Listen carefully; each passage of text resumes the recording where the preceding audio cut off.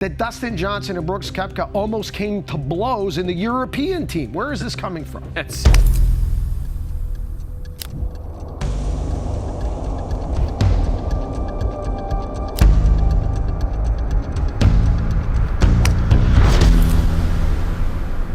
Imagine being the best golfer in the world, not just for a week or two, but for years.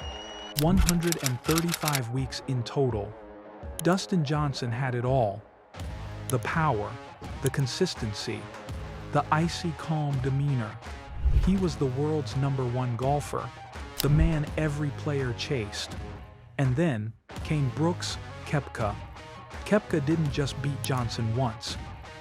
He beat him again and again on the game's biggest stages, the majors. While DJ was king of the rankings, Koepka became king of the moments that mattered most. Soon, the narrative shifted. Dustin Johnson wasn't untouchable anymore. This is the story of Dustin Johnson's rise, dominance, the supposed rivalry with Brooks Koepka, and how one friend turned rival reshaped the legacy of one of golf's most gifted players. Dustin Hunter Johnson was born in 1984 in Columbia, South Carolina. From the start, he stood out. Tall, athletic, and naturally gifted, he gravitated toward sports, but it was golf where his talent shone brightest.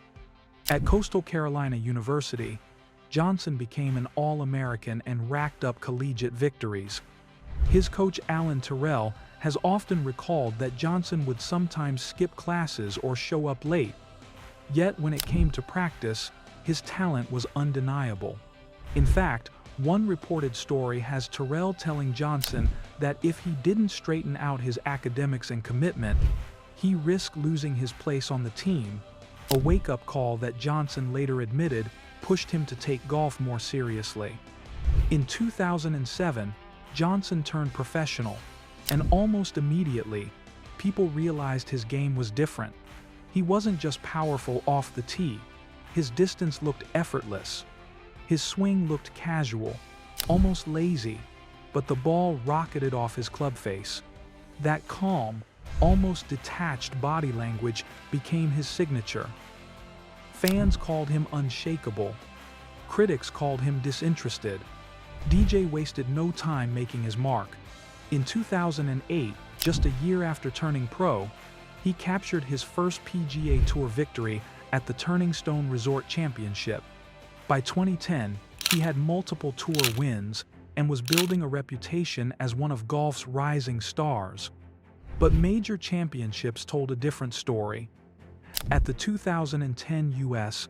Open at Pebble Beach, Johnson carried the 54-hole lead into Sunday, only to see it unravel with a final round 82 that knocked him out of contention.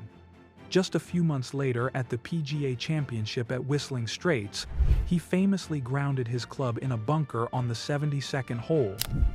The two-stroke penalty cost him a playoff spot and possibly his first major. These weren't just losses. They were heartbreaks, etched into his career narrative. Dustin Johnson had all the talent, but something always went wrong in the end. Despite the setbacks, Johnson's career trajectory only went upward. Through the 2010s, he became one of the most consistent winners on tour, racking up multiple wins nearly every season. At the U.S. Open in 2016, at Oakmont, he finally broke through. The week had all the makings of another nightmare when officials told him mid-round on Sunday that he might be penalized for his ball moving on the 5th green. For hours he had to play, not knowing if his score would stand. Most players would have cracked under that uncertainty. Johnson didn't flay. He kept calm and steady, ripped drives down Oakmont's brutal fairways, and closed with a clutch birdie at 18. When the ruling was settled after the round, his victory was official. Dustin Johnson was a U.S. Open champion at last. He had finally won a major. The monkey was off his back, and the relief on his face said it all. Then came the peak. By February 2017, DJ ascended to world #1. He didn't just reach the top. He stayed there for 64 consecutive weeks. and 135 total weeks over his career. Only Tiger Woods and Greg Norman had managed to hold the top spot longer. His power game was unmatched. Year after year, he ranked among the top drivers in distance. But what separated him wasn't just length. From wedges to putting, he became one of the most complete golf players in the world. Dustin Johnson was no longer just in the conversation.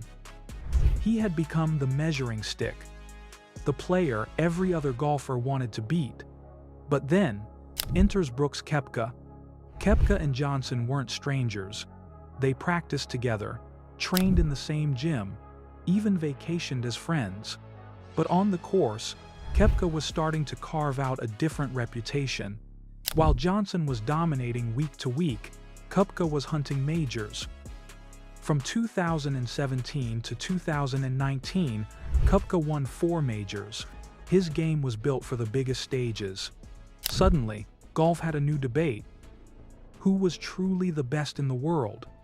Johnson, the #1 ranked player, or Koepka, the man who rose highest under the brightest lights? And when the two collided head-to-head, the answer became painfully clear for Johnson. At the 2018 U.S. Open at Shinnecock Hills, Dustin Johnson led at the halfway point.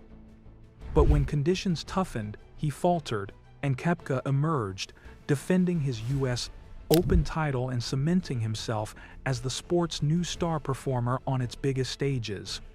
Then came the 2019 PGA Championship at Bethpage Black. Koepka dominated the first 3 days, building a huge lead that seemed untouchable. But on Sunday, the crowd roared as Johnson mounted a furious charge, trimming the gap to a single stroke with just a few holes left. For a moment, it felt like the momentum had completely shifted. But then, Koepka steadied himself, held Johnson off, and closed out a 2-shot victory, a win that also lifted him back to world #1, taking the top spot from Johnson, who had been holding it before the tournament. That was the moment.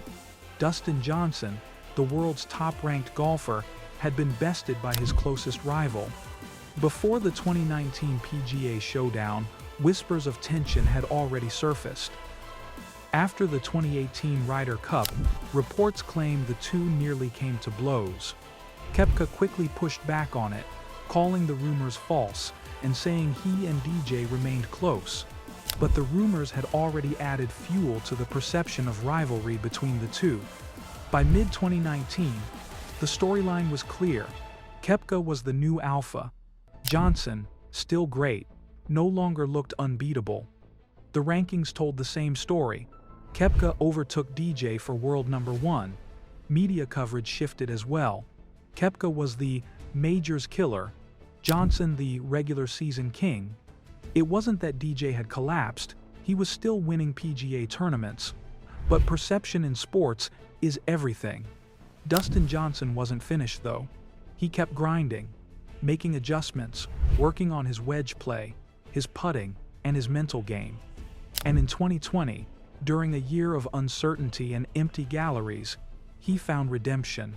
At the 2020 Masters, Johnson delivered the performance of his life. A record-setting 20 under par after 6. The lowest winning score in Masters history. It was his second major, and for many, the crowning moment of his career. He had finally proven he could rise to the occasion, silencing critics who doubted his major pedigree.